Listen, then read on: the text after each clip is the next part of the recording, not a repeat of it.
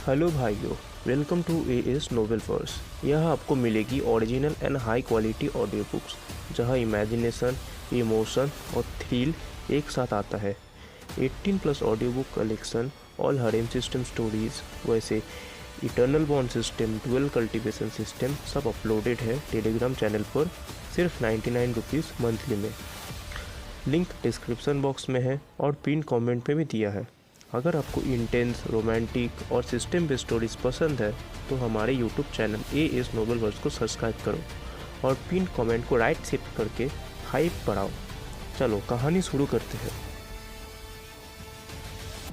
लाली केवल एक पल के लिए दिखाई दी और फिर उसकी जगह एक शत्रुतापूर्ण चमक ने ले ली। अमन अपनी ओर चुभती उस ठंडी निगाह को देखकर चौंक गया और उसने जल्दी से अपने हाथ हिलाए। गलत मत समझना, मैं बस यह देखना चाहता था कि तुम कितनी ठीक हुई हो। मैं शुरू में तुम्हें कुछ फॉलो अप उपचार देने वाला था, पता है। अगर तुम्हें जाने की इतनी जल्दी नहीं होती तो मैं तुम्हारे घाव को निश्चित रूप से पूरी तरह से ठीक कर पाता, जैसे कि वह कभी घायल हुआ ही न हो। ये देखकर कि उसके शब्दों से लिनलान के चेहरे के हाव भाव थोड़े नर्म हो गए हैं, अमन झिझका, फिर जारी रखा, दरअसल मैंने तुम्हें उन पुराने निशानों, स्कार्स को हटाने में मदद करने के बारे में सोचा था। शरीर पर इतने सारे निशान होने से तुम पर वास्तव में प्रभाव पड़ सकता है, लेकिन मेरे परिवार की गुप्त दवा उन निशानों को मिटा सकती है। इन शब्दों ने तुरंत लिनलान के दिल के तारों को छू लिया। वह जितनी कठोर थी उतनी ही वह अपनी शक्ल सूरत को लेकर संवेदनशील भी थी, ठीक वैसे ही जैसे कई अन्य महिलाएं होती हैं। उसके जैसी महिलाएं पहले से ही जीवन और मृत्यु की परीक्षाओं की अभ्यस्त थीं और उन्होंने अपने शरीर पर इतने सारे निशान होने को स्वीकार कर लिया था। लेकिन वह अभी भी एक युवा महिला थी जो सुंदरता से प्यार करती थी। क्योंकि उसके शरीर पर इतने सारे निशान बिखरे हुए थे जो उसकी सुंदरता को प्रभावित करने के लिए पर्याप्त थे, इसलिए मौसम गर्म होने पर भी वह बहुत छोटे कपड़े पहनने की हिम्मत नहीं करती थी। अपने निशानों को किसी और के द्वारा देखे जाने पर निस्संदेह उन्हें झटका लगता और वह उनसे शर्मिंदा महसूस करती थी।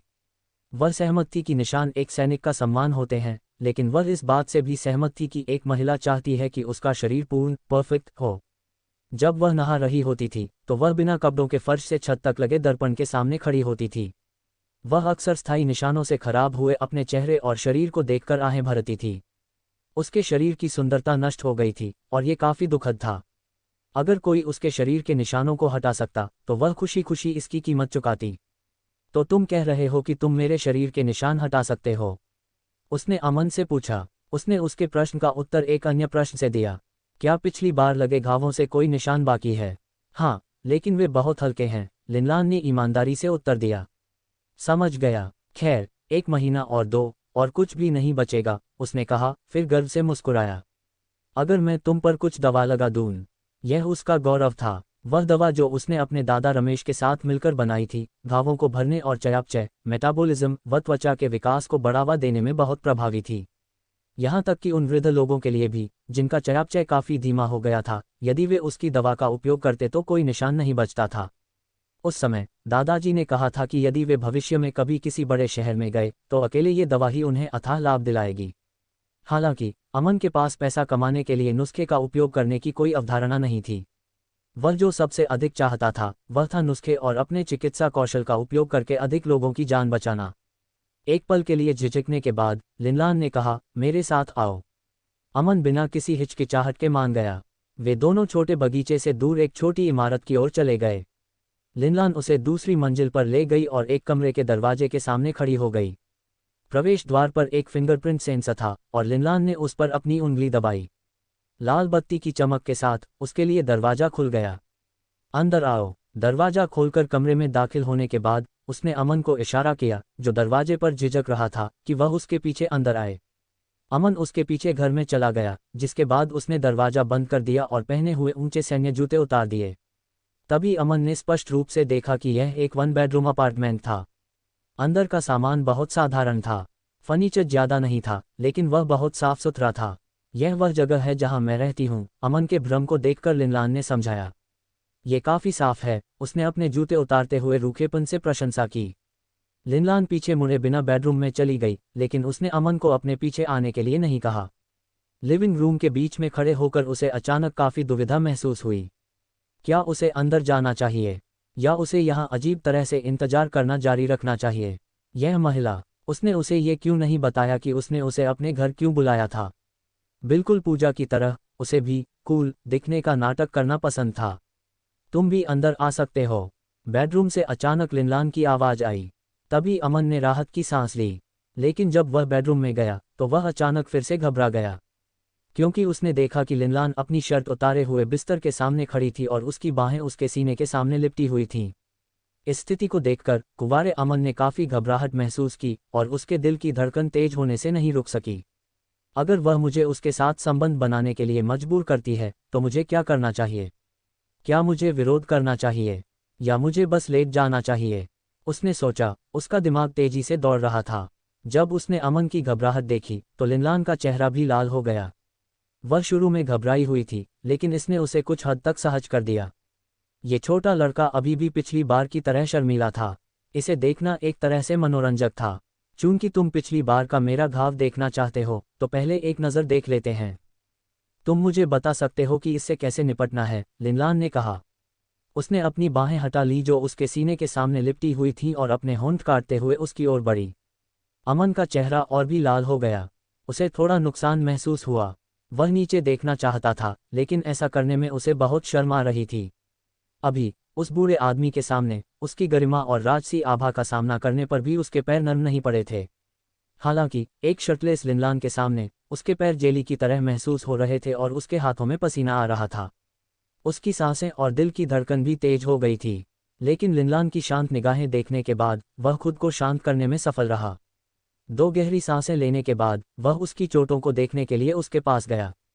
जैसे ही वह उसके पास गया, एक हल्की खुशबू उसकी ओर बहती हुई आई। लिनलान के शरीर की गंध काफ़ी सुखद थी। इसमें मेकअप जैसी गंध नहीं थी, इसलिए यह शायद एक प्राकृतिक कस्तूरी मस्क थी। पिछली बार जब वह घायल हुई थी तो सुखद गंध इतनी तेज नहीं लग रही थी, लेकिन यह भी संभव था कि अमन ने उस समय इस पर ध्यान न दिया हो। उस मोहक सुगंध को सूंघते ही वह थोड़ा मदहोश महसूस किए बिना नहीं रह सका। उसके हाथ और पैर फिर से कमज़ोर महसूस होने लगे। इस बार हालांकि वह और भी तेज़ी से अपने होश में आया। बिना कोई निशान छोड़े उसने एक सांस ली और तेज रोशनी में लिनलान के शरीर पर लगी चोटों को देखा। तुम मेरी उम्मीद से कहीं ज़्यादा धीमी गति से ठीक हो रही हो। अमन का चेहरा लाल था क्योंकि वह सावधानी से घाव की स्थिति की जांच कर रहा था। पिछली बार तुम जल्दी में चली गई थी, इसलिए मेरे पास तुम्हें आगे की प्रक्रियाओं के बारे में बताने या दवा देने का समय नहीं था। क्या मुझे और इलाज की ज़रूरत है? लिनलान ने उतनी ही धीमी आवाज़ में पूछा। खैर, क्या तुम मुझे बाद में वापस छोड़ दोगी? लिनलान ने सिर हिलाया। जब मैं हॉस्टल वापस जाऊंगा तो तुम्हारे लिए दवा की एक बोतल बना दूंगा। अपने निशानों पर इसे हर दिन रगड़ना ताकि वे गायब हो जाएं। अमन शर्मिंदा था। मैं अभी जल्दी में आया था, इसलिए मैं अपने साथ दवा नहीं ला सका। कोई बात नहीं। लिनलान ने सिर हिलाया और पूछा, क्या तुम मेरे पैर के घाव को देखना चाहते हो? अगर वह भी यहाँ जैसा ही है तो ज़रूरत नहीं है। अमन ने उसके कंधे की हड्डी से लेकर उसके सीने के बाईं ओर तक फैले लंबे निशान की ओर इशारा किया। जब तुम घायल हुई थी तो मैं वास्तव में तुम्हारे लिए इस निशान को हटाना चाहता था। सच में? लिनलान अपने चेहरे पर आश्चर्य नहीं छिपा सकी। हाँ, तो इसे ठीक करने में मेरी मदद करो। मैं तुम्हारी एक और एहसानमंद रहूंगी। ज़रूर, अब मेरा इलाज करने में मदद करो, लिनलान ने कहा। उसने अपना हाथ, जो अपने सीने को ढके हुए था, नीचे किया और शांति से अमन के सामने खड़ी हो गई।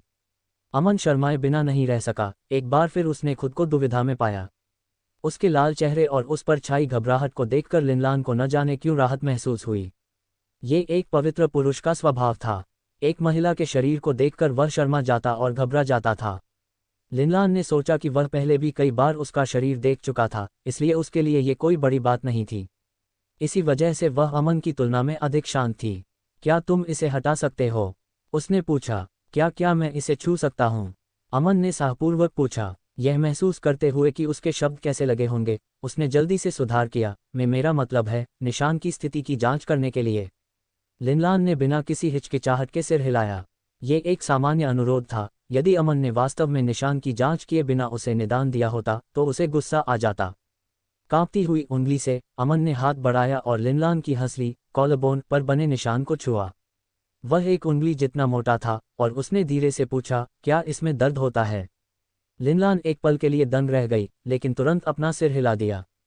नहीं, नहीं होता। मेरा मतलब है जब तुम घायल हुई थीं, क्या तब दर्द हुआ था?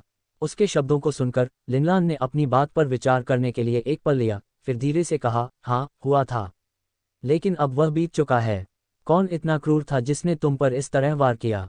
अमन ने पूछा। उसकी उंगलियां बहुत मामूली रूप से कांप रही थीं। यह जानबूझकर नहीं था। अमन अचानक ऐसे शर्मा गया जैसे कि उसका खुद का उत्पीड़न हुआ हो। उसने जल्दी से उस बैग की ओर हाथ बढ़ाया जो वह अपने साथ लाया था, लेकिन उसे टटोलने के बाद वह हक्का बक्का रह गया। वह लिनलान को कपड़े उतारते हुए देखने के लिए इतना उत्साहित था कि वह भूल गया कि वह अपने साथ निशान हटाने वाली दवा नहीं लाया था। दरअसल उसने लिनलान को पहले ही बता दिया था कि वह उसकी चोटों के लिए कुछ पतला औषधीय पाउडर मिलाएगा, लेकिन अपनी घबराहट में वह इसके बारे में सब कुछ भूल गया था। हालांकि वह नहीं था जिसने लिनलान को कपड़े उतारने के लिए कहा था। वह थी जिसने उन्हें उतारने की पहल की थी। ये सोचकर उसने थोड़ा और सहज महसूस किया। उस बारे में मैं दवा लाना भूल गया। लिनलान के चेहरे के भाव तुरंत ठंडे हो गए। उसने अमन की ओर गुस्से से देखा, फिर जल्दी से मुड़ी, और जब वह उसकी पीठ को घूर रहा था उसने अपने अंतर्वस्त्र पहने और फिर अपनी चमड़े की जैकेट पहन ली। खुद को व्यवस्थित करने के बाद वह बिना पीछे मुड़े और उसकी उपस्थिति को स्वीकार किए बिना कमरे से बाहर निकल गई। अमन एक पल के लिए स्तब्ध रह गया, फिर जल्दी से उसके पीछे हो लिया। लिनलान ने पीछे मुड़कर नहीं देखा और सीधे बाहर खड़ी हम कार की ओर चली गई। अमन उसके पीछे पीछे चल रहा था। वह एक दुत्कारे हुए पिल्ले की तरह दिख रहा था और बहुत हताश महसूस कर रहा था। जब वे दोनों एक साथ घर से बाहर निकले तो उनका सामना कुछ सांवले पुरुषों से हुआ। बिना पूछे ही अमन बता सकता था कि ये ठंडे चेहरे वाले लोग निश्चित रूप से लिनलान की तरह सैनिक थे। उसने उन्हें उत्सुकता से देखा, लेकिन उन लोगों ने उसे नज़रअंदाज कर दिया और इसके बजाय लिनलान की ओर मुड़ गए, जिससे वह थोड़ा उदास महसूस किए बिना नहीं रह सका। ये कैसा रहा? दो लोगों ने लिनलान से पूछा। लिनलान ने अमन की ओर देखा, जो बिना किसी भाव के उसके पीछे चल रहा था। उसने जवाब देने से पहले एक पल के लिए हिचकिचाहट दिखाई। इलाज की उम्मीद है। प्रमुख भी उसके साथ अच्छा व्यवहार करते हैं। ये पहली बार है जब किसी के साथ इतना अच्छा व्यवहार किया गया है। उसकी बातें उन दोनों आदमियों के लिए आश्चर्यजनक थीं, और जिस तरह से उन्होंने अमन को देखा वह बदल गया। इससे उसने थोड़ा अधिक सहज महसूस किया और वह एक शर्मीली मुस्कान प्रकट किए बिना नहीं रह सका। बिना कुछ और कहे वे आदमी चले गए। उसे कार तक ले जाने के बाद लिनलान ने कार का दरवाजा खोला और ड्राइवर की सीट पर बैठ गई। अमन अंततः सामने वाली यात्री सीट पर चढ़ने से पहले एक पल के लिए हिचकिचाया। मैंने ये जानबूझकर नहीं किया था, वह चिल्लाया, खामोश लिनलान की ओर घबराहट से देखते हुए। मैं कसम खाता हूं कि मैंने तुम्हें घूरने के लिए ऐसा नहीं किया।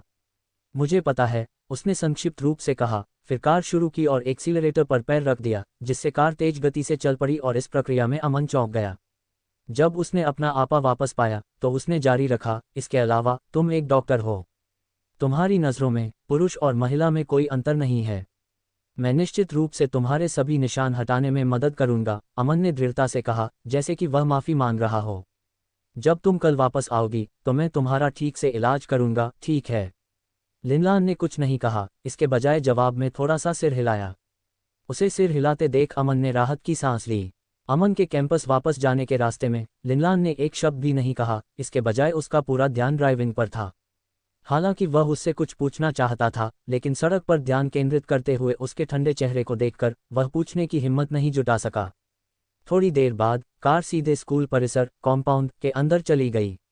जब ये बहुत ही दबंग सैन्य कार स्कूल के गेट से गुजरी तो इसने बहुत ध्यान आकर्षित किया। जब तक वे लौटे तब तक रात के खाने का समय हो चुका था, इसलिए स्कूल के गेट से कई लोग अंदर बाहर आ जा रहे थे। अमन लिनलान से कार को ऐसी जगह पार्क करने के लिए कहना चाहता था जहां इतने लोग न हों, लेकिन उसके चेहरे पर भावशून्य भाव देखकर अंततः उसने कुछ नहीं कहा। हालांकि उसे सबसे ज्यादा आश्चर्य इस बात पर हुआ कि लिनलान ने वास्तव में कार को काफी सुनसान जगह पर पार्क किया। अधिकांश जगहों पर मिलिट्री नंबर प्लेट वाली कार को बेरोकटोक घूमने की अनुमति होती थी, यहां तक कि ट्रैफिक पुलिस भी परेशानी पैदा करने नहीं आती थी। मैं यहां तुम्हारा इंतजार करूंगी, वह अंत में बोली और कार बंद कर दी। तब मैं जल्दी वापस आऊंगा, अमन हकलाते हुए बोला। इसके साथ ही उसने यात्री सीट का दरवाज़ा खोला और जितनी तेजी से उसके पैर ले जा सकते थे उतनी तेजी से भाग निकला। जैसे ही उसने अमन की तेजी से पीछे हटती आकृति को देखा, आखिरकार लिनलान के चेहरे पर एक मुस्कान आ गई। जब वह मुस्कुराए तो ऐसा लगा जैसे पृथ्वी पर कोई क्षणभंगुर सुंदरता उतर आई हो। वह वसंत ऋतु में ताजे खिले फूल की तरह लग रही थी, मधुर और सुंदर। ये शर्म की बात थी कि इसे देखने के लिए आसपास कोई नहीं था। जब अमन अपने हॉस्टल पहुंचा तो तीनों लड़के अभी वापस नहीं आए थे, जिससे उसे राहत मिली और उसे ये बताने की परेशानी से बच गया कि वह कहाँ गया था। उसने जल्दी से अपने सूटकेस से दवा की वह छोटी बोतल निकाली जिसका उसने लिनलान से वादा किया था। उसके बाद उसने इसे तब तक पतला किया जब तक कि यह सही क्षमता पर न आ जाए और इसे अपनी जेब में रख लिया, फिर अपना सूटकेस लॉक करके कमरे से बाहर भाग गया। जब वह गलियारे के मोड़ पर पहुंचा तो वह लगभग उन अन्य लोगों से टकरा ही गया था जो वहां मौजूद थे। बॉस, आप इतनी तेज क्यों भाग रहे हैं? ये काओ जियानहुई और अन्य लोग थे जो अभी अभी रात का खाना खाकर वापस आए थे। जब उन्होंने अमन को भागते हुए देखा तो काओ जियानहुई ने जल्दी से पुकारा, क्या आपने अभी तक खाना खाया? अभी नहीं, मुझे कुछ काम है, इसलिए मैं थोड़ी देर में वापस आऊंगा। अमन ने वापस जवाब दिया और बिना सांस लेने के लिए रुके भी मोड़ के पीछे ओझल हो गया। कोई समस्या है? काओ जियानहुई ने अन्य लोगों से कहा जिसने अमन का पीछा किया था लेकिन उसे पकड़ने में असमर्थ रहा। बॉस इतना अजीब व्यवहार कर रहे हैं तो वे निश्चित रूप से कुछ संदिग्ध शेडी कर रहे हैं। जब वह वापस आएगा तो हम उससे पूछताछ करेंगे। लिफुमिंग तुरंत सहमत हो गया। वह आज दोपहर सैन्य प्रशिक्षण मिलिट्री ट्रेनिंग में नहीं आया था। उसे क्लास से बाहर ले जाने वाला मुख्य प्रशिक्षक खुद था। ईमानदारी से कहूं तो कौन जानता है कि वह क्या कर रहा था, वुलोंगजियांग ने बीच में टोका। जब वह वापस आएगा तो हमें उससे पूछताछ करनी होगी। ये लड़का हमसे बहुत सारे राज छिपा रहा है। जबकि तीनों रूममेट उससे ठीक से पूछताछ करने की साजिश रच रहे थे, अमन पहले ही वहां वापस दौड़ चुका था जहां लिनलान उसका इंतजार कर रही थी। यात्री दरवाजा खोलकर वापस कार में बैठने के बाद उसने अपनी जेब से दवा की बोतल निकाली और लिनलान को थमा दी। ये लो। जब उसने इसे सौंपा तो उसने उसे इस्तेमाल करने का तरीका भी बताया। सोने से पहले इसे अपने निशानों पर लगाओ। हर निशान के लिए 3 बूंदें पर्याप्त होनी चाहिए। इसे त्वचा पर टपकाएं और जोर से मालिश करें जिससे दवा पूरी तरह से अवशोषित अब्जॉर्ब हो जाए, उसने समझाया। ये बोतल 1 सप्ताह के लिए पर्याप्त होनी चाहिए, लेकिन तब तक तुम्हारे बाकी निशान धीरे धीरे गायब हो जाने चाहिए। दवा तुम्हारी त्वचा के चयापचय को बढ़ावा देगी ताकि वह कोमल बनी रहे। जब उसने समझाना समाप्त किया तो अमन धीरे से हंसा। दरअसल तुम इसका इस्तेमाल अपना चेहरा साफ करने के लिए भी कर सकती हो। अगर तुम इसका पर्याप्त बार उपयोग करती हो तो तुम्हारा चेहरा और गोरा हो जाएगा। उसने ये केवल इसलिए कहा था क्योंकि उसने देखा कि उसका चेहरा थोड़ा सा टैन था। उसकी त्वचा बहुत साफ नहीं थी, जिसका श्रेय उसने उस नियमित प्रशिक्षण को दिया जिससे उसे गुजरना पड़ता था। सैन्य प्रशिक्षण शुरू हुए अभी कुछ ही दिन हुए थे, फिर भी उसकी कक्षा की मूल रूप से गोरी लड़कियों की त्वचा पहले ही काफी टैन हो चुकी थी। सैन्य प्रशिक्षण समाप्त होने के बाद अमन का अनुमान था कि कक्षा में हर कोई काफी सांवला हो जाएगा। ये देखते हुए कि लिनलान ने नए छात्रों की तुलना में प्रशिक्षण में बहुत अधिक समय बिताया था, ये सामान्य था कि उसकी त्वचा उनकी तुलना में सांवली होगी। इस बीच लिनलान ने अमन से छोटी बोतल ले ली। उसने इसे अपने हाथ में लिया और कहने से पहले इसके अंदर की सामग्री को कुछ बार घुमाया, तो फिर तुमने मुझे और ज्यादा क्यों नहीं दिया? उसके शब्दों ने अमन को सफलतापूर्वक स्तब्ध कर दिया और उसने तुरंत समझाया, वास्तव में चूंकि तुम अभी भी युवा हो, तुम्हारा चेहरा अभी भी काफी कोमल होगा, इसलिए वहां कुछ भी लगाने की आवश्यकता नहीं है। ठीक है। लिनलान ने पूछने से पहले एक पल के लिए हिचकिचाहट दिखाई, तो तुम कह रहे हो कि यह मेरे शरीर के निशानों को हटा सकता है? हाँ, यह उनमें से कुछ को हटा सकता है, लेकिन बड़े वालों को नहीं। अमन ने खेद के साथ अपना सिर हिलाया। बड़े निशानों के लिए तुम्हें पूरे स्कार टिश्यू को खुरच कर निकालना होगा और औषधीय पाउडर लगाना होगा। फिर उसने गर्व से जोड़ा, औषधीय पाउडर मेरे दादाजी रमेश द्वारा विकसित एक फॉर्मूला है, इसलिए इसके प्रभाव बहुत शक्तिशाली हैं। जब घाव बंद हो जाए तब इसे लगाएं और सुनिश्चित करें कि ठीक होने के दौरान इसे हर दिन करें। जब नया घाव भरेगा तो कोई निशान नहीं बचेगा। ये सुनकर लिनलान ने सिर हिलाया और कार स्टार्ट की। मैं कल तुम्हें लेने आऊंगी। अमन कार से बाहर निकलने ही वाला था, लेकिन जैसे ही उसने यात्री दरवाजा धक्का देकर खोला, उसे कुछ याद आया और उसने धीमी आवाज में पूछा, क्या तुमने सच में मेरी ओर से छुट्टी ली थी? लिनलान ने सिर हिलाया। तो कल सुबह मुझे लेने आना, उसने कहा, फिर विस्तार से बताया, सुबह मौसम ठंडा रहता है, इसलिए यह उपचार के लिए कहीं अधिक उपयुक्त होगा। अगर तुम्हें बहुत अधिक पसीना आता है तो तुम आसानी से बेहोश हो सकती हो, तुम्हें पता है। वास्तव में वह पूरी तरह से कुछ और ही सोच रहा था। यदि लिनलान उसे सुबह लेने आती है तो वह पूरे दिन के लिए सैन्य प्रशिक्षण छोड़ सकता है। हालांकि वह कुछ अन्य छात्रों की तरह विशेष रूप से सैन्य प्रशिक्षण के खिलाफ नहीं था, फिर भी वह हर दिन उन यांत्रिक और उबाऊ गतिविधियों को दोहराने से थोड़ा थक गया था। ठीक है। लिनलान ने फिर से सिर हिलाया, फिर जोड़ा, मैं ठीक सुबह 1 बजे उसी जगह तुम्हारा इंतजार करूंगी। समझ गया, अमन ने कहा, और फिर कार से बाहर कूद गया और दरवाजा जोर से बंद कर दिया। इसके साथ ही हम वहां से चली गई। कार को नजरों से ओझल होते देखने के बाद अमन मुड़ा और अपने हॉस्टल वापस चला गया। वह आज वास्तव में काफी थक गया था। उस बूढ़े आदमी की एक्यूपंक्चर और मालिश करने में उसकी काफी ऊर्जा खर्च हो गई थी।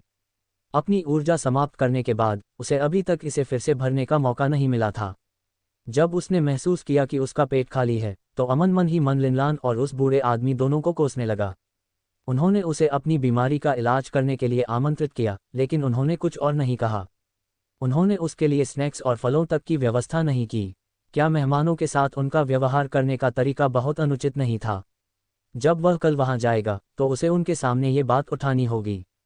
लेकिन वह इसे इस तरह कैसे कह सकता था जो बहुत अचानक और प्रत्यक्ष न हो? अपने हॉस्टल लौटने पर उसे इस बारे में सावधानी से सोचना होगा। अमन को तुरंत वह दृश्य याद आया जब उसने लिनलान के शरीर का ऊपरी हिस्सा देखा था और उसका दिल तेज धड़कने से नहीं रुक सका।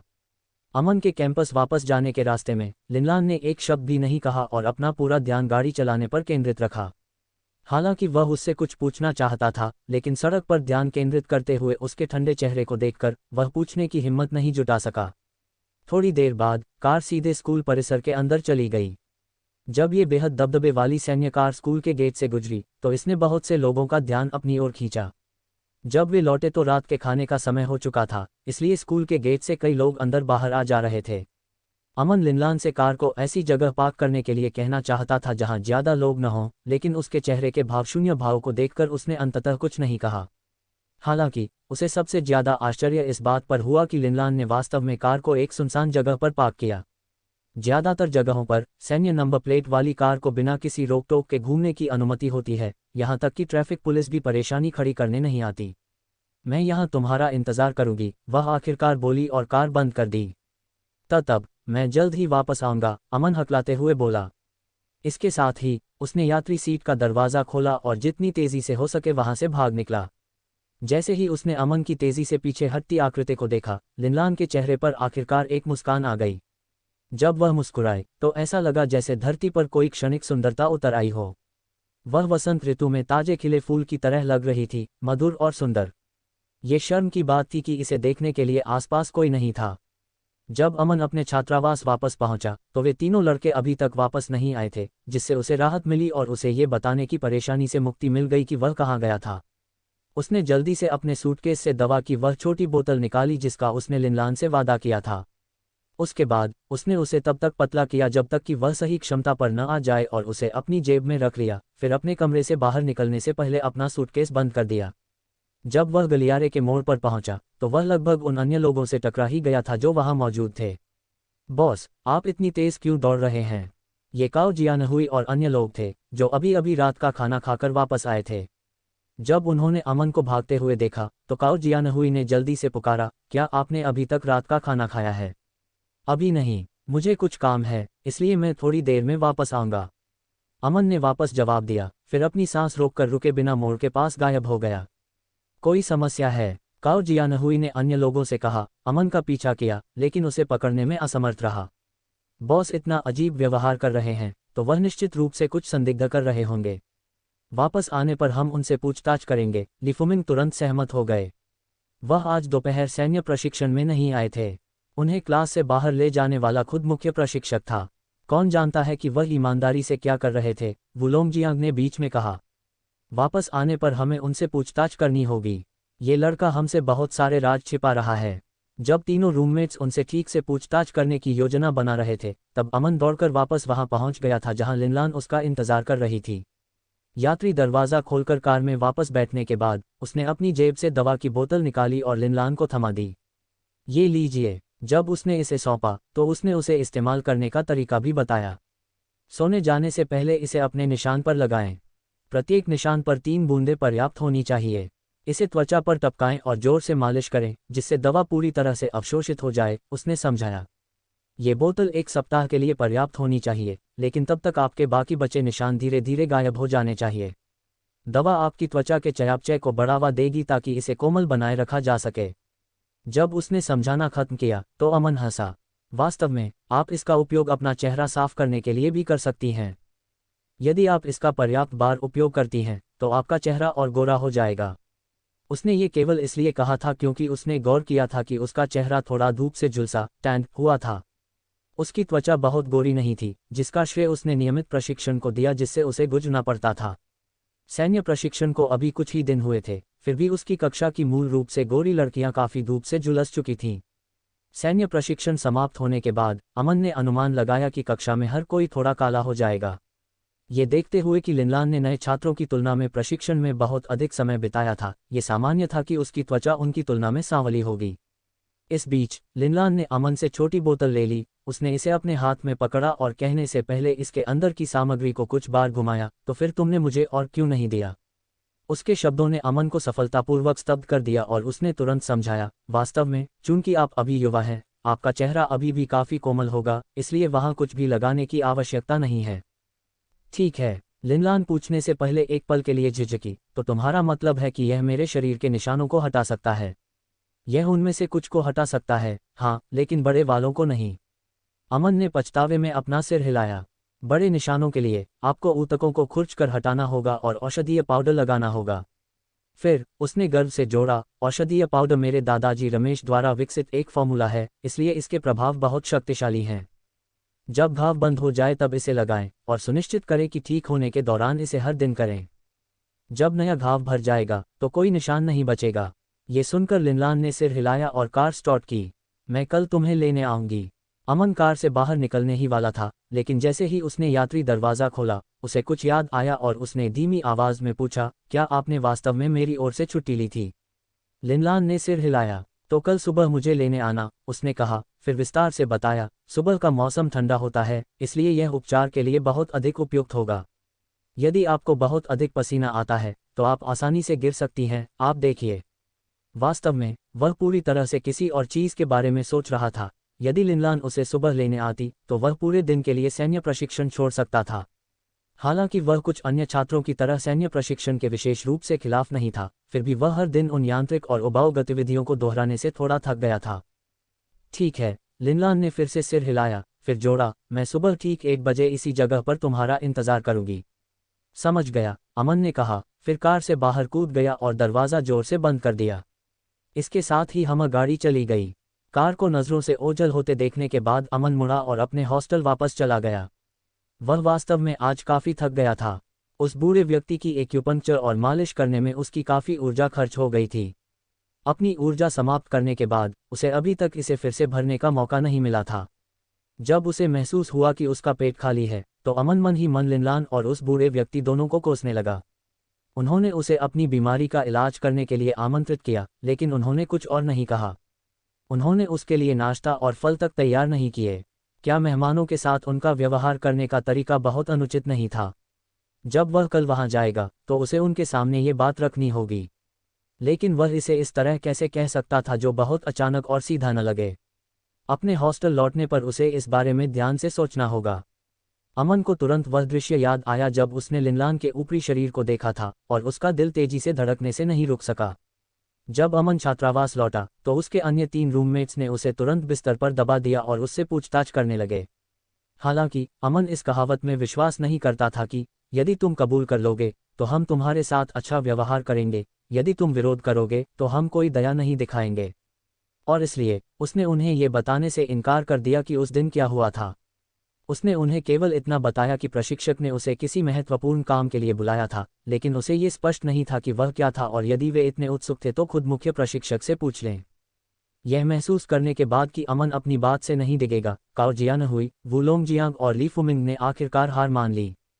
उनके लिए कक्षा के प्रशिक्षक देवताओं के समान थे। वे उनके सामने एक शब्द भी बोलने की हिम्मत नहीं कर सकते थे। मुख्य प्रशिक्षक से कुछ पूछना तो दूर की बात थी। इस बीच अमन नहाने के लिए जल्दी से बाथरूम में घुस गया। उसने अभी तक रात का खाना नहीं खाया था, इसलिए उसने नहाने के बाद कुछ खाने के लिए बाहर जाने का फैसला किया। जब वह नहाकर बाहर आया तो उसने पाया कि उसके तीनों रूममेट्स गायब हो चुके थे। हालांकि उसे ये जानने में कोई दिलचस्पी नहीं थी कि वे कहाँ गए थे। अपने बाल सुखाने के बाद अमन बाहर निकल गया। जैसे ही वह अपने अपार्टमेंट की इमारत के प्रवेश द्वार पर पहुंचा, उसका फ़ोन बज उठा। ये देखकर कि यह एक अपरिचित नंबर था, वह इसे अनदेखा करने वाला था, लेकिन अंत में उसने फ़ोन उठा ही लिया। अमन, तुम कहाँ हो? जैसे ही उसने फ़ोन उठाया, रिसीवर से एक महिला की तीखी आवाज़ आई। वह पहचान नहीं सका कि आवाज़ किसकी थी, और इसलिए उसने पूछा, तुम कौन हो? तुम छोटे बदमाश, तुम मेरी आवाज़ भी नहीं पहचान सकते? हाँ। जैसे ही उसने संबोधन का वह परिचित शब्द सुना, वह तुरंत समझ गया कि फोन करने वाली महिला रिया थी। क्या तुम्हें कुछ चाहिए? अमन को सिरदर्द की शुरुआत महसूस होने लगी। यह महिला हमेशा उसका पीछा क्यों करती रहती थी? मैं आज रात खाली हूँ, इसलिए जब मैं खरीदारी के लिए जाऊँ तो मेरे साथ चलो, रिया ने फुफकारते हुए कहा। एक पल के बाद उसने जोड़ा, तुम्हें मना करने की अनुमति नहीं है। मैं मना करता हूँ, अमन ने तुरंत उत्तर दिया। अपने साथ जाने के लिए किसी और को ढूंढ लो। ये कहने के बाद उसने फ़ोन काट दिया, लेकिन वह तुरंत फिर से बजने लगा। जब उसने देखा कि यह वही पुराना नंबर है, तो उसने इस बार इसे उठाने की जहमत नहीं उठाई। रिया ने एक बार फिर फ़ोन किया और उसे एक बार फिर अनदेखा कर दिया गया। कुछ क्षण बाद उसका फ़ोन एक टेक्स्ट मैसेज से बज उठा। इसे खोलने पर अमन को एहसास हुआ कि यह रिया की ओर से था। यदि तुम 5 मिनट के भीतर नहीं आए तो मैं तुम्हें लिंग रुनान के बारे में कभी कुछ नहीं बताऊंगी। 3 मिनट बाद अमन रिया के बगल में खड़ा था, जो लियानहुआ सुपरमार्केट के प्रवेश द्वार पर गर्व से खड़ी गुजरने वाले छात्रों का स्वागत कर रही थी। जैसे ही उसने अमन को अपनी ओर दौड़ते हुए देखा, उसके दिल में एक अस्पष्ट सी श्रेष्ठता की भावना जाग उठी। ऐसा लग रहा था कि लिंग रुनान के नाम पर उसे धमकाना वास्तव में प्रभावी था। हालांकि जब वह आखिरकार उसके पास पहुंचा, तो उसके धमकी भरे शब्दों ने उसके गर्व को तुरंत बिना किसी निशान के गायब कर दिया। यदि तुमने आज मुझे उसके बारे में नहीं बताया, तो भविष्य में महिलाओं का सम्मान न करने के लिए मुझे दोष मत देना, वह व्यावहारिक रूप से गुर्राया। तुमने अभी कई बार मेरा फ़ोन काटा और अब तुम मुझे धमका रहे हो। क्या तुम्हें नहीं लगता कि तुम बहुत आगे बढ़ रहे हो? रिया ने सिसकी ली और अपना सिर ऊंचा करके दूसरी तरफ मुड़ गई। तो फिर जाओ, मुझे अब तुम्हारी ज़रूरत नहीं है। उसे विश्वास नहीं था कि अमन उसके पीछे नहीं आएगा, और वास्तव में वह खराब मूड में नहीं गया। इसके बजाय वह आज्ञाकारी रूप से उसके पीछे चल पड़ा। मैंने तुमसे कहा था कि मेरा पीछा मत करो। तुम अभी भी यहाँ क्यों हो? कुछ कदम चलने के बाद वह एक ऐसी जगह पर पहुंची जहां बहुत अधिक लोग नहीं थे। एक ऊंचे पेड़ ने सूरज की अधिकांश रोशनी को रोक दिया था और उन्हें एक ठंडी छाया में ले आया था। रिया छाया के नीचे रुक गई और बोली, मैंने कहा कि तुम काफ़ी कष्टप्रद हो। मैंने कहा कि मुझे तुम अब और नहीं चाहिए, फिर भी तुम मुझसे चिपके हुए हो। मैं तुम्हें अभी बता रही हूं कि अगर तुम इसी तरह पीछे आते रहे तो मैं चिल्लाऊंगी। उसके शब्दों पर अमन ने उसे घूर कर देखा, फिर उसका हाथ पकड़ा और उसे अपने साथ खींच लिया। रिया इस आदमी के दुस्साहस से हैरान थी और अनैच्छिक रूप से उसके पीछे चल पड़ी, चलते समय संघर्ष कर रही थी। कमीने, लंपट, तुम विकृत, मुझे छोड़ दो। वह संघर्ष कर रही थी, उसे छुड़ाने की कोशिश कर रही थी। अगर तुमने नहीं छोड़ा तो मैं चिल्लाऊंगी। क्या तुम मुझे बताने वाली हो या नहीं? अमन ने उसकी धमकियों को नज़रअंदाज कर दिया और उसे गुस्से में घूरने लगा। मैंने अभी तक इस बात का हिसाब नहीं चुकता किया है कि उस दिन तुम्हारी वजह से मैं लगभग गोली खाकर मरने वाला था, और फिर भी तुम में मुझे धमकाने का साहस है। जैसे ही उसने अमन को उस दिन जो हुआ उसके बारे में बात करते सुना, रिया मुरझा गई। उसने मुंह फुलाया और बड़बड़ाई, तो पहले मुझे कुछ खिलाओ। मैंने अभी तक रात का खाना नहीं खाया है। ठीक है, तो चलो उस रेस्टोरेंट में खाने चलते हैं। अमन ने अपने सामने एक साफ सुथरे रेस्टोरेंट की ओर इशारा किया। मैंने भी रात का खाना नहीं खाया है। ठीक है। उसे इतनी आसानी से सहमत होते देखकर वह थोड़ी कम संतुष्ट महसूस कर रही थी, लेकिन फिर भी उसने इसे स्वीकार कर लिया। वे दोनों रेस्टोरेंट, जो बिल्कुल भी सस्ता नहीं था, में दाखिल हुए और एक छोटे निजी कमरे की मांग की। अंत में रिया ने ही व्यंजनों का ऑर्डर दिया, लेकिन इस बार उसने विशेष रूप से सबसे महंगे व्यंजन नहीं मंगवाए जैसा कि वह सामान्य रूप से करती थी। इसके बजाय उसने कुछ छोटे व्यंजन मंगवाए जो आसानी से घर पर पकाए जा सकते थे। पिछली बार भोजन की कीमत अमन को कई $100 पड़ी थी। जब उसने उसे भोजन के भुगतान के लिए अपना बटुआ खाली करते देखा था, तो रिया को थोड़ा शर्मिंदा महसूस हुआ था। अमन ने भी अपनी तरफ से 2 व्यंजन मंगवाए। वेटर के आने का इंतजार करते हुए अमन ने उससे पूछा, मुझे बताओ उस रात क्या हुआ था? मुझे भूख लगी है, पहले खाते हैं। रिया इतनी आसानी से उसे बताने वाली नहीं थी कि क्या हुआ था, और इसलिए वह उसके सवालों को घुमाने लगी। अगर मैं तुम्हें बता दूं और तुम मेरे साथ खरीदारी करने न जाओ तो मेरी बेइज्जती होगी, है ना? अमन ने इसके बारे में सोचा, लेकिन उसने उसे और नहीं उकसाया। उन दोनों के रात का खाना खत्म करने के बाद उसने फिर से वही सवाल उठाया, जिस पर रिया ने जवाब दिया, पहले मेरे साथ खरीदारी के लिए चलो। जब हम घूमेंगे तब मैं तुम्हें बता दूंगी। उसके पास आज्ञाकारी रूप से उसके पीछे चलने के अलावा कोई विकल्प नहीं था। जब उसने उसके चेहरे पर बेहद कड़वा भाव देखा तो वह फुसफुसाई, तुम्हारी माँ सचमुच बहुत सुंदर है, तुम्हें पता है। मेरी बहन और मुझे उनसे जलन होती है। हाँ। अमन इस अचानक स्वीकारोक्ति पर चकित रह गया, लेकिन उसने इसे झटक दिया और पूछा, और क्या? ओह, तुम एक अजीब इंसान हो। मैंने अभी तुम्हारी माँ की सुंदरता की प्रशंसा की, तो तुम्हारी कोई प्रतिक्रिया क्यों नहीं है? रिया ने डांटा। ऐसा लगता है कि तुम्हें अपनी माँ के लिए कोई भावना नहीं है। तो रहने दो, मैं इस बारे में बात नहीं करूंगी। एक बार फिर अमन उसकी हरकतों पर अवाक रह गया। जब उसने रिया को अपना खूबसूरत छोटा सिर ऊंचा करके गर्व से आगे बढ़ते देखा तो उसे थोड़े से अधिक चिड़चिड़ापन महसूस हुआ। वह पहले ही बता सकता था कि यह महिला जानबूझकर उसे चिढ़ा रही थी और वास्तव में उसे कुछ भी बताने का उसका कोई इरादा नहीं था। जब उसने इस बारे में सोचा तो उसके दिल में गुस्सा फूट पड़ा। ठीक है, तो अगर तुम मेरी माँ के बारे में बात नहीं करना चाहती हो तो चलो विषय बदलते हैं। जैसे उस दिन की गोलीबारी की घटना। अगर मैं गंभीरता से आरोप लगाने का फैसला करूं तो तुम बड़ी मुसीबत में पड़ जाओगी, है ना? उस दिन पूजा ने उसे ढूंढ निकाला था और बार बार उसके व्यवहार के बारे में पूछताछ की थी, जो उसे एक विशेष बिंदु की ओर इशारा करने के लिए पर्याप्त था। अमन की बातों ने रिया को तुरंत घबरा दिया। उसने धीमी आवाज में पूछा, तुम क्या चाहते हो? तुम मुख्य अपराधी हो। अगर मैं सच का पीछा करना शुरू कर दूं तो तुम निश्चित रूप से बड़ी मुसीबत में पड़ जाओगी। उस दिन लिंग रुनान ने जो कहा था कि वह दोनों बहनों को एक साथ दफनाना चाहती है, उसे याद करके रिया और भी चिंतित हो गई। तुम्हारी माँ बहुत सुंदर है, सच में।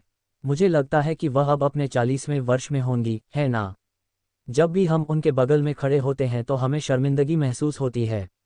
हालांकि रिया अभी भी लिंग रुनान का उपयोग अमन को ब्लैकमेल करने के लिए करना चाहती थी, लेकिन उसे डर था कि वह वास्तव में बदला ले लेगा, इसलिए उसने कुछ बताने की तैयारी की, बस थोड़ा सा। अमन ने जवाब में कुछ नहीं कहा, बल्कि चुपचाप उसे सुनता रहा। मेरी बहन पूजा अभी येनचिन की नंबर 1 सुंदरी है और तुम्हारी माँ पिछली नंबर 1 सुंदरी थी। वास्तव में वे सभी बहुत सुंदर हैं। इस बिंदु पर रिया ने बात करना बंद कर दिया। वह जानती थी कि ये शब्द अमन की जानने की प्यास जगाने के लिए काफी होंगे। जब अमन ने ये सुना तो वह वास्तव में चौंक गया। उसे उम्मीद नहीं थी कि उसकी माँ के पास कभी ऐसा खिताब था।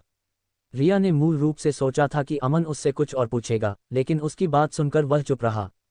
गुस्से में उसने कहा, तुम्हें वास्तव में कोई दिलचस्पी नहीं है? हाँ, रहने दो, चलो इस बारे में बात नहीं करते। ये कहते हुए वह तेजी से दूर चली गई। अमन तब सुध बुध खो बैठा जब उसने रिया को फिर से गुस्से में जाते देखा। उसने जल्दी से उसका पीछा किया और उसका हाथ पकड़ लिया, उसे आगे बोलने के लिए मजबूर किया। जवाब में रिया ने कड़ा संघर्ष किया। तुम कमीने, क्या तुम सिर्फ इसलिए मेरा फायदा उठाने की कोशिश कर रहे हो क्योंकि मैं एक सुंदर लड़की हूं? अभी मेरा हाथ छोड़ो, वह चिल्लाई। तुम्हें एक सज्जन व्यक्ति होना चाहिए, पता है? जिस तरह से तुम व्यवहार कर रहे हो वह किसी भी तरह से एक सज्जन व्यक्ति जैसा कैसे दिखता है? अमन उसकी बातों से दंग रह गया, लेकिन अंत में उसने उसका हाथ छोड़ दिया। उसके संकल्प को कमजोर करने पर वह गर्व से फुफकारी, अमन, तुम पहले आदमी हो जिसने मेरा इस तरह फायदा उठाया है। अगर किसी और ने मेरे साथ ऐसा करने की हिम्मत की होती तो मैंने उन्हें इतना पीटा होता कि वे अपने माता पिता के पास रोते हुए घर भाग जाते।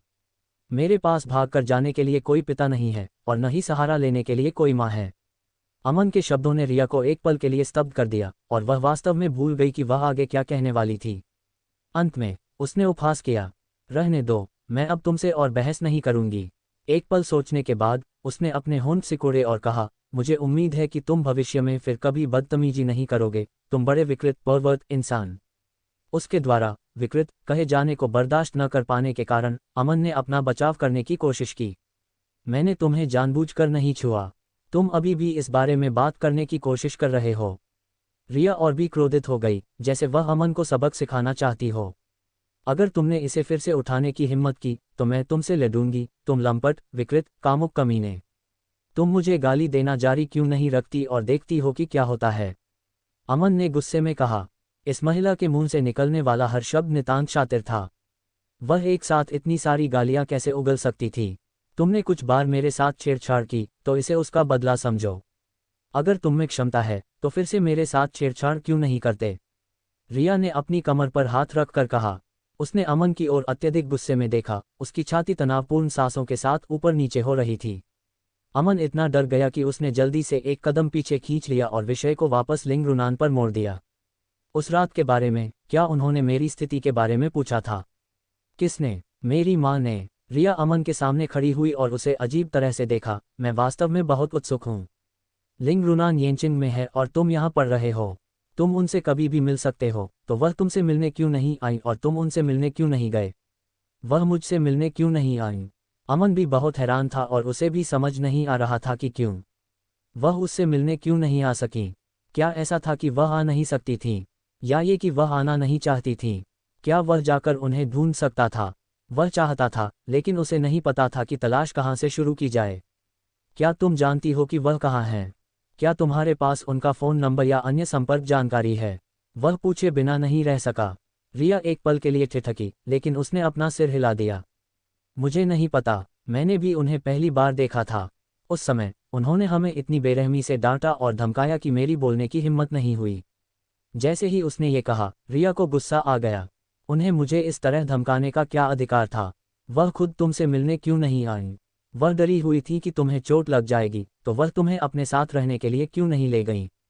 उन्होंने बहुत ज्यादा कर दिया और वास्तव में हमें धमकाने की हिम्मत की। कितनी अक्षम माँ है। तुम्हें उनके बारे में इस तरह बात करने की अनुमति नहीं है। हालांकि उसे लगा कि रिया की शिकायतें काफ़ी वाजिब थीं, फिर भी अमन ने अशिष्टता से उसकी बात काट दी। तुम वह हो जिसने ये सारा तमाशा खड़ा किया है, तो तुम्हें उनके बारे में बात करने का क्या अधिकार है?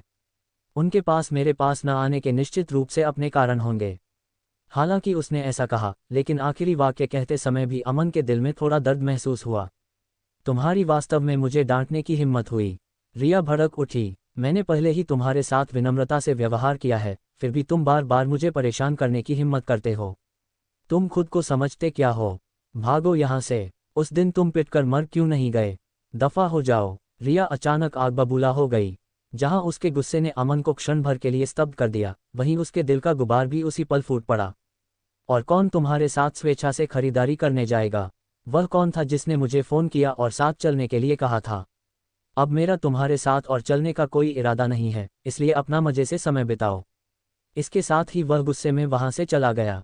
ये देखकर कि अमन वास्तव में चला गया, रिया इतनी क्रोधित हुई कि उसने फिर से अपने पैर पटके। लेकिन अंत में उसने कुछ नहीं कहा। वह गुस्से में आगे बढ़ गई और वे दोनों अलग हो गए। चूंकि वे दोनों सड़क के बीच में झगड़ रहे थे, इसलिए बहुत से लोग इस तमाशे को देखने के लिए रुक गए थे। लेकिन सबको लगा कि यह सिर्फ एक जोड़े के बीच का झगड़ा है, इसलिए उन्होंने इसे बहुत गंभीरता से नहीं लिया।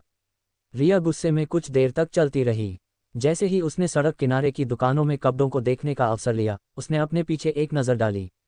उसने मूल रूप से सोचा था कि अमन उसका पीछा करेगा और लिंग रुनान के बारे में पूछने से पहले अपने स्वर को नरम करेगा। हालांकि उसे वह दिखाई नहीं दिया। वह मुड़ी और कुछ देर तक इधर उधर देखा, लेकिन वह फिर भी नहीं दिखा, जिससे उसे और भी गुस्सा आया। अमन, तुम बड़े कमीने हो। मैं उम्मीद करती हूँ कि तुम बहुत बुरी मौत मरोगे, वह गुस्से में बड़बड़ाई। वह मूल रूप से कपड़े खरीदना चाहती थी, लेकिन अब उसका मन नहीं था और वह गुस्से में आगे बढ़ गई। क्योंकि वह गुस्से में थी, वह बस बिना किसी उद्देश्य के चलती रही, बिना ये जाने कि वह कहाँ जा रही है। जब वह होश में आई, तो उसने पाया कि वह एक बहुत ही सुनसान छोटी गली में आ गई थी। उस छोटी गली की स्ट्रीट लाइट्स बहुत मंद थीं, और वहाँ बहुत कम पैदल यात्री और वाहन थे। वह मदद के लिए थोड़ा घबराहट महसूस करने लगी। वह जल्दी से पीछे मुड़ी, वापस जाने के इरादे से। लेकिन बस 2 कदम चलने के बाद उसने खुद को युवा पुरुषों के एक समूह से घिरा हुआ पाया। अरे, कितनी सुंदर लड़की है। उसके पैर तो देखो। आगे चल रहे युवक ने सीटी बजाई। रिया को देखकर वह फूला नहीं समा रहा था। वह जल्दी से उसके पास आया और प्यार से बोला, नन्ही बच्ची, तुम हमारे साथ चलकर ड्रिंक क्यों नहीं करती? हम तुम्हें इनाम भी देंगे। दफा हो जाओ। रिया अभी भी गुस्से में थी। जब उसने देखा कि कोई उसे छेड़ने आया है, तो वह और भी क्रोधित हो गई। मेरे रास्ते से हट जाओ। ओह, ये तो थोड़ी तीखी भी है। वह गुंडा जो उसे छेड़ने आया था, अचानक ठहाका मारकर हंस पड़ा। ही, मुझे तीखे मिजाज वाली लड़कियां पसंद हैं। चलो चलें। बाकी 2 आदमी पास आए और उसका हाथ पकड़ने की कोशिश करने लगे। हम तुम्हें बहुत अच्छा समय दिखाएंगे, मिस। पीछे हटो, पास मत आओ। हालांकि रिया घबरा रही थी, लेकिन उसने अपना आपा नहीं खोया। उसने एक कदम पीछे खींच लिया और जल्दी से अपना फ़ोन निकाला और एक नंबर डायल किया। पहले उसके साथ अंगरक्षक, बॉडीगार्ड्स रहते थे, लेकिन उसके दादा, शर्मा परिवार के मुखिया ने कहा था कि चूंकि वह एक छात्रा है, इसलिए उसे एक छात्रा की तरह ही व्यवहार करना चाहिए। कौन सा छात्र स्कूल में अंगरक्षक लेकर आता है? और इसलिए उसे लग्जरी कार चलाने के अधिकार से वंचित करने और स्कूल के छात्रावास में रहने के लिए मजबूर करने के साथ साथ उन्होंने उसे अपने साथ कोई अंगरक्षक लाने की अनुमति भी नहीं दी। उसके पास मदद के लिए और कोई नहीं था, इसलिए रिया केवल अमन को ही फ़ोन कर सकी। फ़ोन कुछ बार बजा और फिर किसी ने उठा लिया। अमन, जल्दी आओ और मुझे बचाओ।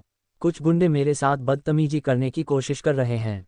जल्दी आओ, अभी। इससे पहले कि रिया अपनी बात पूरी कर पाती, उन युवकों में से एक ने फ़ोन छीन लिया। ये तो अभी अभी आया एप्पल 7 है, कितना शानदार है। गुंडे ने फ़ोन छीनने के बाद उसे अपनी जेब में रख लिया और उसे गंदी नज़र से देखने लगा। यह नन्ही लड़की काफ़ी मजबूत इरादों वाली है ना? इसने हमारे सामने ही किसी को मदद के लिए बुलाने की हिम्मत की। कम से कम हमारे अपने इलाके में तो हमें थोड़ी इज्जत दो, है ना? सही बात है। एक और गुंडे ने एक कदम आगे बढ़ाया और उसके पास आया। देखते हैं कौन सा अज्ञानी हमारे मामलों में दखल देने की हिम्मत करता है। एक साथ कई युवक उसके पास आए और रिया तुरंत घबरा गई। उसका सामान्य प्रभावशाली व्यवहार काफी पहले ही गायब हो चुका था, जिसकी जगह अब उसके दिल में केवल डर ने ले ली थी। जैसे ही वह घबराहट में पीछे हटी, उसका पैर सड़क के एक उभरे हुए हिस्से से टकरा गया और जमीन पर गिरते ही वह दर्द से चिल्ला उठी। नन्ही बच्ची, इस तरह इधर उधर मत भागो वरना फिर से गिर जाओगी। एक गुंडे ने अपना हाथ बढ़ाया, उसे ऊपर खींचने की कोशिश की। उसके चेहरे पर एक कामुक मुस्कान थी। आओ, मुझे तुम्हें पकड़ने दो। ही, दूर हटो। दूसरे पक्ष को उसे पकड़ने के लिए हाथ बढ़ाते देख रिया चिल्लाए बिना नहीं रह सकी और उसने उसका हाथ झटक दिया। तभी अचानक एक व्यक्ति की परछाई वहां तेजी से पहुंची। इससे पहले कि रिया ठीक से समझ पाती कि क्या हुआ है, उसने देखा कि जिस लड़के ने उसकी ओर हाथ बढ़ाया था, उसे कई फीट दूर फेंक दिया गया था। जमीन पर जोर से गिरते ही वह लड़का चिल्ला उठा। अन्य दो गुंडों को भी उस परछाई ने लात मारकर दूर फेंक दिया। दर्द की दोहरी चीखों के साथ वे दोनों सड़क के दूसरी ओर एक पेड़ से जा टकराए। एक गुंडे के लिए एक पेड़, बिल्कुल संतुलित। उनमें से एक गुंडा पेड़ के तने से जा टकराया। उसे जिस बल से उड़ाया गया था वह बहुत अधिक था और टक्कर होते ही वह तुरंत बेहोश हो गया। उसे बचाने जो व्यक्ति आया था वह बहुत तेज दौड़ रहा था और उसके हमलों की गति भी बहुत तेज थी, इसलिए रिया उसका चेहरा स्पष्ट रूप से नहीं देख सकी। तीनों गुंडों के धराशायी होने के बाद वह आखिरकार देख सकी कि उसे बचाने कौन आया था। अगर वह अमन नहीं था तो और कौन हो सकता था। तभी अमन के प्रति रिया का नजरिया पूरी तरह से बदल गया। कुछ दिन पहले तक उसके मन में जो भी कड़वाहट, तिरस्कार और गुस्सा था, वह सब चला गया और उसकी जगह उसके सीने में एक सुखद एहसास ने ले ली। ये लड़का इतना भी नफरत के काबिल नहीं लग रहा था। कम से कम वह उसे बचाने बहुत जल्दी आया था। आखिरकार उसे फ़ोन किए हुए केवल 1 मिनट ही तो हुआ था। जब अमन प्रकट हुआ तो रिया को पता चल गया कि वह सुरक्षित है। उसके दिल की घबराहट भी दूर हो गई और उसका पुराना अहंकार तुरंत वापस आ गया। जमीन से खुद को उठाते हुए वह आगे बढ़ी और उन गुंडों में से एक को लात मारी जिसे अमन ने जमीन पर गिरा दिया था। कमीने, तुम्हारी वास्तव में मुझे छेड़ने की हिम्मत हुई। क्या तुम अपनी जिंदगी से थक गए हो? उसने आज ऊंची एड़ी, हाई हील्स के जूते पहने हुए थे, इसलिए वे नुकीली एड़ी सबसे अच्छे हथियार थे। वे निश्चित रूप से शरीर पर निशान छोड़ देते। जिस गुंडे को उसने लात मारी थी वह तुरंत चिल्लाया, लेकिन उसने माफी नहीं मांगी। इसके बजाय उसने उसे बेरहमी से कोसा। रिया इस बात पर भड़क उठी कि उसमें अभी भी वापस बोलने की हिम्मत थी। उसने उसे फिर से लात मारी और पुलिस को फ़ोन करने का फैसला किया। हालांकि जब उसने अपना बैग टटोला और उसे एहसास हुआ कि फ़ोन नहीं है, तो उसने तुरंत प्रतिक्रिया दी और गुंडे की ओर इशारा किया। उसने मेरा फ़ोन ले लिया, वह उसकी जेब में है, उसने अमन से कहा। अमन तुरंत वहां गया और उसका एप्पल 7 वापस ले लिया। इसी समय दूर से सायरन की आवाज़ सुनाई देने लगी। ऐसा लग रहा था कि वे इसी दिशा में आ रहे हैं। हालांकि अभी रिया की मदद के लिए कोई नहीं आया था, फिर भी राहगीरों ने पुलिस को फ़ोन कर दिया था। जल्द ही एक पुलिस कार आई और अमन और रिया के पास रुकी। एक पुलिस अधिकारी और 2 सहायक पुलिस अधिकारी कार से बाहर निकले और उनकी ओर मुड़े। क्या हुआ? सहायक पुलिस अधिकारियों में से एक ने पूछा। उसने उन कुछ लोगों को भी देखा जिन्हें अमन ने गिरा दिया था। उनमें से एक अभी भी जमीन पर बेहोश था। वह घबराहट महसूस किए बिना नहीं रह सका। उसने जमीन पर पड़े व्यक्ति की ओर इशारा किया और जोर से पूछा, ये किसने किया? उसे किसने बेहोश किया? यह मैंने किया। अमन ने आगे बढ़कर बहुत ईमानदारी से स्वीकार किया। वे उस पर हमला करने वाले थे और उन्होंने उसका आईफोन भी छीन लिया था। उसी क्षण रिया का फ़ोन बज उठा। जब उसने उसे बाहर निकाला और देखा कि पूजा फ़ोन कर रही है, तो वह किसी तरह और भी अभिमानी हो गई। फ़ोन उठाने के बाद उसने तुरंत बताया कि अभी क्या हुआ था। फ़ोन के दूसरी तरफ पूजा घटनाओं को सुनकर चौंक गई और उसने तुरंत अपनी सहायक वानकिन को अपने नाम पर इस मामले में और पूछताछ करने का निर्देश दिया। एम्बुलेंस बुलाओ और घायलों को अस्पताल भेजो। पुलिसकर्मी ने स्थिति को समझने के बाद तुरंत फैसला लिया। फिर उसने अमन और रिया से कहा, आप दोनों हमारे साथ पुलिस स्टेशन चलें। हमें बयान दर्ज करना होगा। क्या बयान? रिया ये सुनकर नाखुश थी। उसका गुस्सा भड़क गया और वह पुलिसकर्मी पर चिल्लाई, मैंने आपको सब कुछ बता दिया है।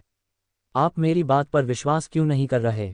जैसे ही उसने बात की, उसने गुस्से में एक कदम आगे बढ़ाया। हालांकि जैसे ही उसने एक कदम आगे बढ़ाया, उसके मुड़े हुए टखने में दर्द उठने पर वह चिल्ला उठी। वह लड़खड़ाई और लगभग गिर ही गई थी। अमन ने हड़बड़ी में एक कदम आगे बढ़ाया और उसे सहारा दिया, जिससे वह नीचे गिरने से बच गई। अंत में, क्योंकि उसकी हरकतें बहुत जल्दबाजी में थीं, जैसे ही वह रिया के शरीर को सहारा देने में कामयाब हुआ, उसने गलती से फिर से गलत हिस्सा पकड़ लिया।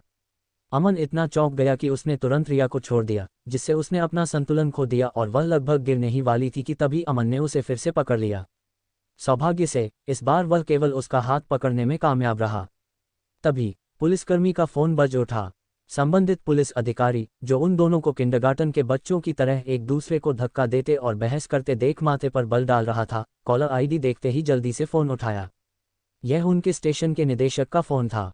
दूसरी तरफ की बात सुनने के बाद पुलिस अधिकारी का चेहरा तुरंत बदल गया और वह इतना डर गया कि उसे पसीना आ गया। हे भगवान, उनके सामने खड़ी महिला की पहचान वास्तव में डरावनी थी।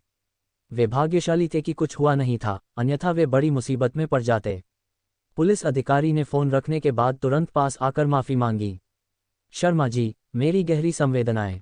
ये हमारी लापरवाही के कारण है कि एक बड़ी घटना होते होते रह गई।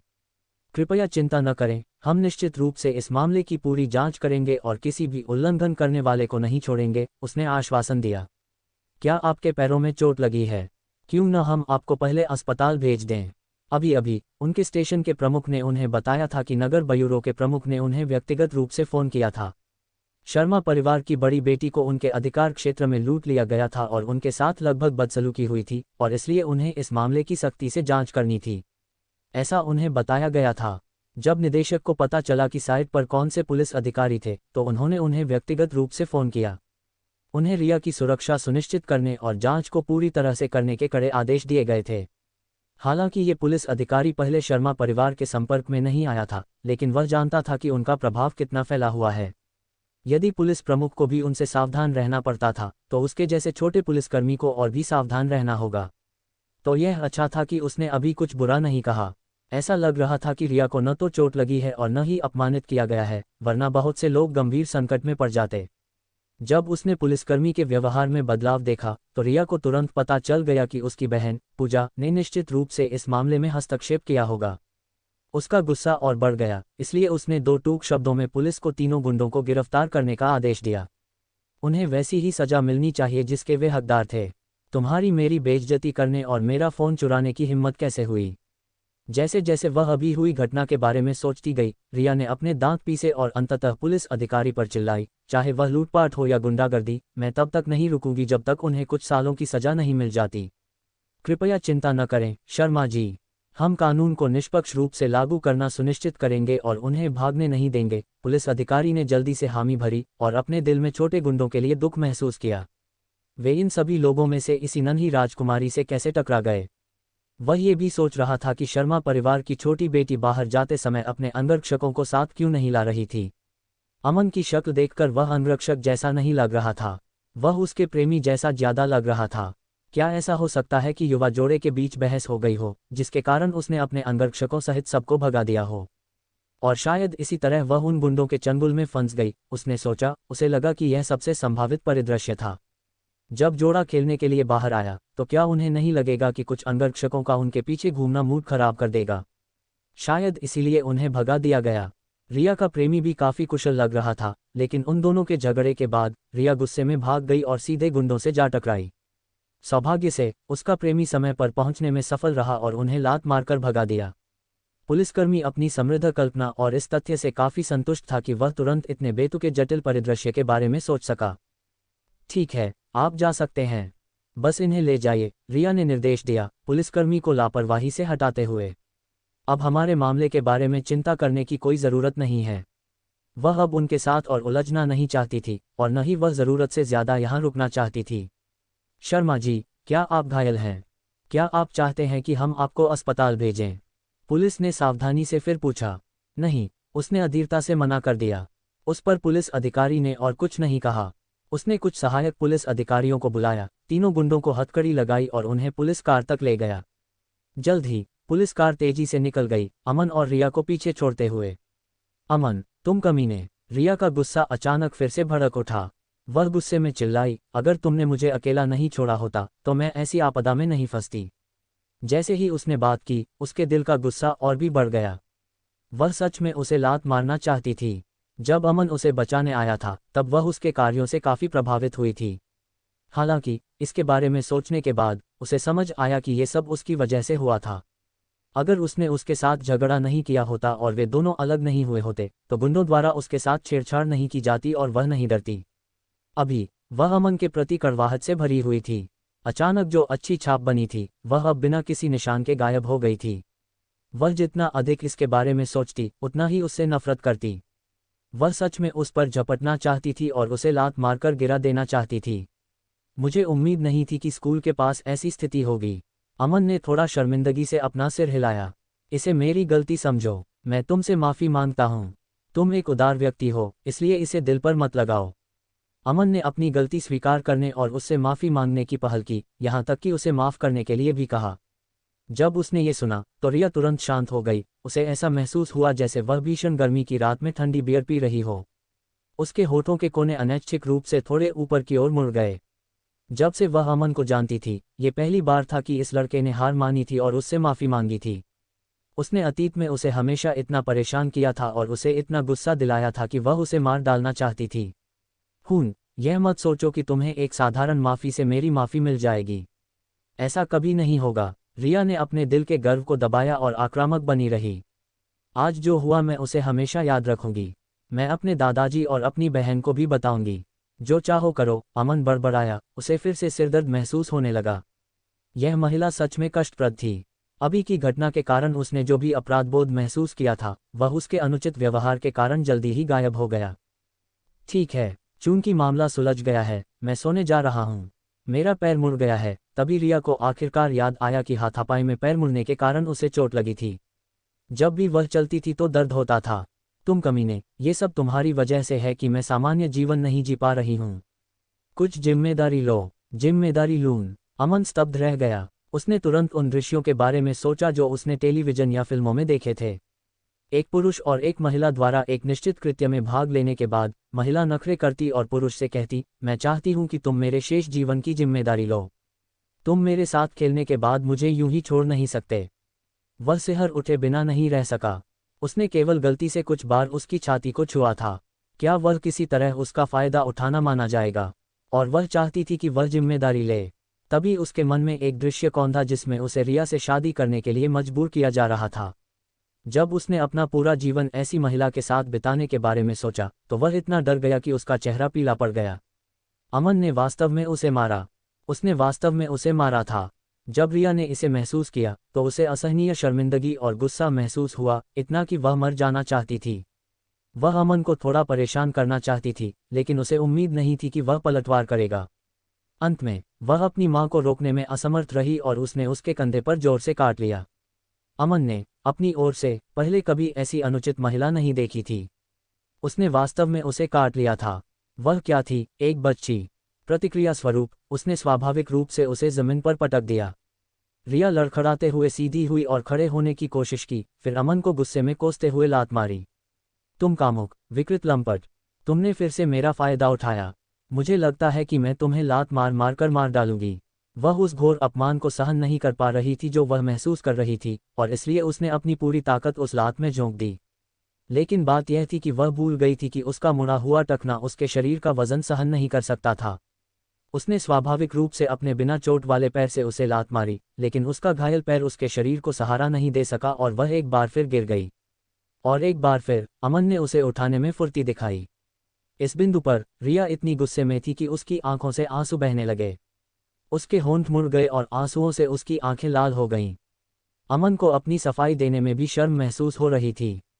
वह केवल उसे छोड़कर भागने की कोशिश कर सकता था। भले ही वह किसी और को ये समझाने की कोशिश करता कि जो हुआ वह एक दुर्घटना थी, तो उसकी बात पर कौन विश्वास करता? अगर उसकी जिंदगी सिर्फ एक छोटी सी गलती की वजह से बर्बाद हो गई तो वह दुखी होगा। उसने हमेशा महसूस किया था कि वह बहुत शुद्ध है, त्यानशान पर्वत की चोटी पर जमी बर्फ की तरह शुद्ध। हालांकि उसे उम्मीद नहीं थी कि जब वह रिया के साथ होगा तो इतनी सारी शर्मनाक चीजें होंगी। जब उसे एहसास हुआ कि अमन भागने वाला है तो रिया का सिर झटके से ऊपर उठा।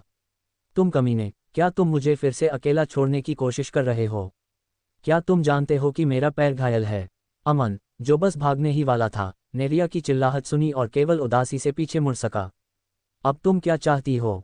उसका धैर्य अब अपनी सीमा पर था। तुम अपनी बहन पूजा को तुम्हें लेने के लिए क्यों नहीं बुला लेती? उसके पास दुनिया भर का समय नहीं है, तुम्हें पता है। वह व्यस्त है। रिया ने तुरंत उसके सुझाव को खारिज कर दिया। तुम वही हो जिसने मेरी चोट का कारण बना है, इसलिए जब तक सब कुछ ठीक नहीं हो जाता तब तक जिम्मेदारी लो। पहले मेरे पैर का इलाज करो और फिर मुझे वापस घर भेजो। वह अब अमन को चिढ़ाना नहीं चाहती थी। उसे लगा कि अगर उसने इस कमीने को परेशान करना जारी रखा तो वह अंततः उसका फायदा उठा ही लेगा। ठीक है, अमन बड़बड़ाया, खुद को सहमत होने के लिए मजबूर किया। तभी उसे एक विचार आया। जब मैं अभी यहाँ आया था तो मैंने पास ही एक पार्क देखा था। वहाँ कुर्सियाँ हैं, तो चलो वहीं चलते हैं। मैं चल नहीं सकती, तो मैं तुम्हें उठाकर ले जाऊंगा, लेकिन फिर से कोई परेशानी खड़ी मत करना। अभी परेशानी किसने खड़ी की थी और मुझ पर हाथ उठाने की हिम्मत भी की थी? रिया को अपनी ओर घूरते देख अमन झिझका। क्या उसे इस अवसर का लाभ उठाकर उसे मार देना चाहिए और इसे खत्म करना चाहिए?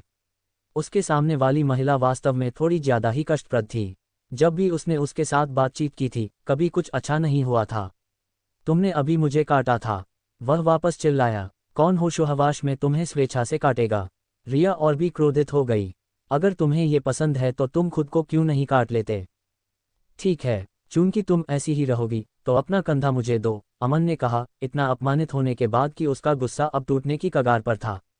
चूंकि तुम्हें लगता है कि मैं जानबूझकर तुम्हारा फायदा उठाने की कोशिश कर रहा हूं, तो मैं तुम्हें वापस मुझे छूने दूंगा। मैं तुम्हारी तरह कंजूस नहीं हूं। मैं तुम्हें जैसे चाहो वैसे मुझे छूने दूंगा। जैसे ही उसने ये कहा, उसने अपना सीना फुला लिया। ऐसा लग रहा था जैसे वह सब कुछ दांव पर लगाने वाला हो। इन शब्दों ने रिया को तुरंत अवाक कर दिया। एक व्यक्ति इतना निर्लज्ज कैसे हो सकता है? रिया अभी केवल यही सोच सकती थी। क्या पुरुष और महिलाएं वास्तव में एक जैसे थे? जब अमन ने देखा कि उसके चेहरे पर सदमे के भाव हैं और वह उसे ऐसे देख रही है जैसे वह कोई एलियन हो, तो उसने जल्दी से स्पष्टीकरण देने का मौका लिया। मैंने ये जानबूझकर नहीं किया। तुम्हारा फायदा कौन उठाना चाहेगा? मैं तो बिल्कुल नहीं, ये पक्का है। कौन जानता है कि तुम ये जानबूझकर कर रही हो या नहीं? हालांकि उसके शब्दों ने एक बार फिर उसे नाराज कर दिया। इस कमीने में वास्तव में ये कहने की हिम्मत थी कि उसे उसका फायदा उठाने में कोई दिलचस्पी नहीं है, और यहाँ तक कि उसने ये भी संकेत दिया कि वह जानबूझकर उसे अपना फायदा उठाने दे रही है।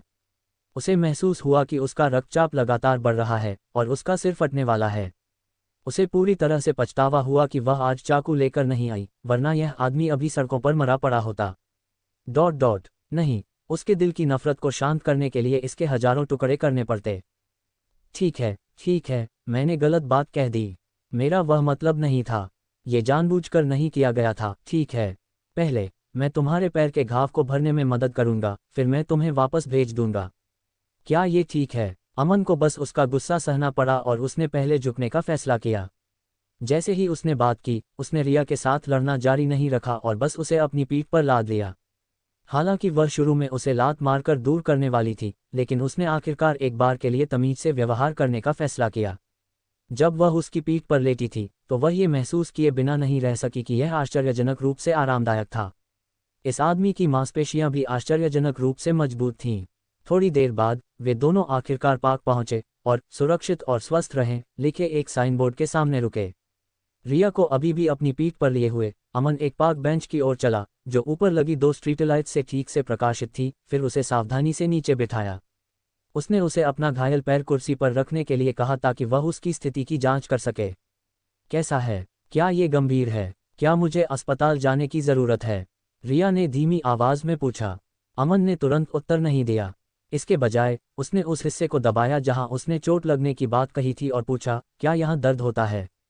थोड़ा सा। ये सुनकर उसने फिर से उसी जगह को दबाया और उससे फिर से पूछा कि उसे कैसा महसूस हो रहा है। संक्षिप्त परीक्षण के बाद अमन इस निष्कर्ष पर पहुंचा कि रिया के टखने की नस में केवल हल्का खिंचाव आया था। यह कोई बड़ी बात नहीं थी। मैं तुम्हारे लिए इसकी मालिश कर दूंगा। मैं इस पर मलने के लिए थोड़ा कुसुम सैफलावर का तेल ले आऊंगा और कल तक यह निश्चित रूप से बेहतर हो जाएगा। अमन के पास वास्तव में इस तरह की चोट के इलाज के लिए दवा थी, लेकिन छात्रावास छोड़ते समय वह इसे अपने साथ नहीं लाया था।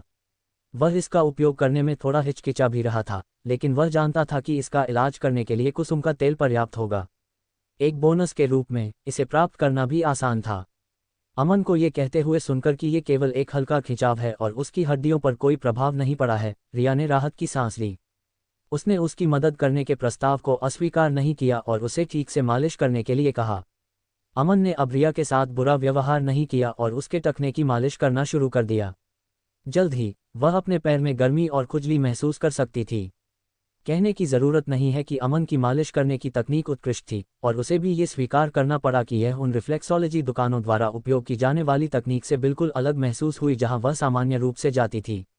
रिया कभी कभी अपने पैर धुलवाने के लिए फुट रिफ्लेक्सोलॉजी की दुकानों पर जाती थी और वहां के मालिश करने वाले हर बार उसके पैरों की मालिश करते थे। मालिश के लिए उसने जो लोग चुने थे उन सभी की तकनीक बहुत अच्छी थी, लेकिन जब उसने अमन के कौशल से उनकी तुलना की तो अंतर बिल्कुल स्पष्ट था। ये काफ़ी आरामदायक एहसास था। अमन अपनी ओर से रिया की सभी प्रतिक्रियाओं को देख सकता था। ये देखते हुए कि उसकी आंखें थोड़ी अजीब लग रही थीं और उसके हाथ अब काफ़ी सख्त हो गए थे, रिया तुरंत शब्दों से परे शर्मिंदा हो गई। तुम क्या देख रहे हो? उसने शर्मिंदगी में चिल्लाकर कहा, जल्दी करो और मुझे अच्छी मालिश दो, वरना मैं तुम्हें छोड़ूंगी नहीं। इस बिंदु पर अमन वास्तव में अब उससे बहस नहीं करना चाहता था, इसलिए उसने आज्ञाकारी रूप से मालिश करना जारी रखा। उस दिन पहले जब वह उस रहस्यमय जगह पर बूढ़े व्यक्ति का इलाज करने गया था तो अमन भाग्यशाली था जब उसने बूढ़े व्यक्ति को मालिश और एक्यूपंक्चर उपचार दिया था। दूसरे शब्दों में उसने उपचार के लिए उस व्यक्ति के शरीर में अपनी ची प्रवाहित की थी, इसलिए इसका प्रभाव स्पष्ट रूप से नियमित पुराने एक्यूपंक्चर और मालिश तकनीकों से बहुत अलग होगा, लेकिन इसमें बहुत अधिक ऊर्जा और प्राण शक्ति खर्च होती है। रिया के पैरों की मालिश करते समय भी ऐसा ही था और जल्द ही उसने खुद को पसीने से तरबतर पाया। जैसे जैसे अमन उसकी मालिश करता रहा, रिया की सतर्कता धीरे धीरे गायब हो गई। सामने वाला लड़का अब उतना कष्टप्रद नहीं रहा, वह अब यही सोच रही थी,